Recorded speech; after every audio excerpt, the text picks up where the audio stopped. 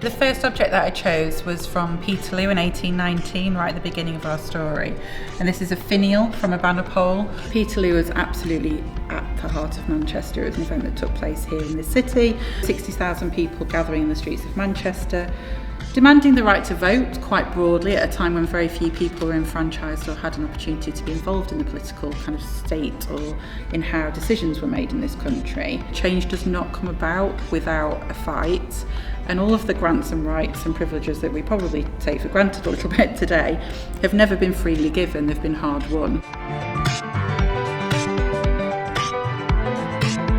The second object I chose is the Pankersquith board game. So this is a replica and a blown up version, but the original's in the case just over there.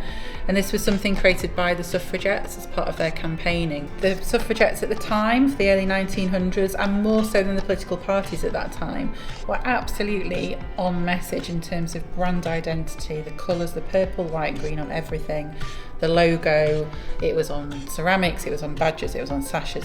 I think as a political machine, there was a huge amount of skill and thought and expertise that went into that side of the campaign.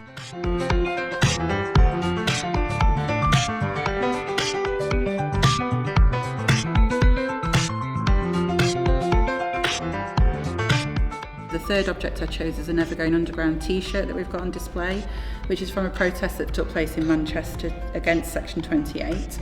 And the fact that gay, homosexual, non-traditional kind of relationships were not allowed to be taught in schools or taught by local authorities. For a city that is so inclusive and so celebratory of all of the different people that live in our city, and pride being such a big part of Manchester as well, it felt like that was another good example of something that happens here in Manchester as well as London as well as elsewhere, but has really kind of meant something, I think, to the people of Manchester and the identity of Manchester.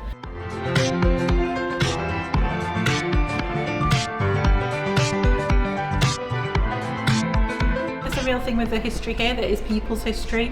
There are individuals, there is the Mary Wollstonecrafts and the Tom Paines and those kind of figureheads and people that maybe are more better known, but there are also large groups of ordinary people, and particularly collective action, people coming together to achieve more by the sum of their parts than they can by an individual action on their own.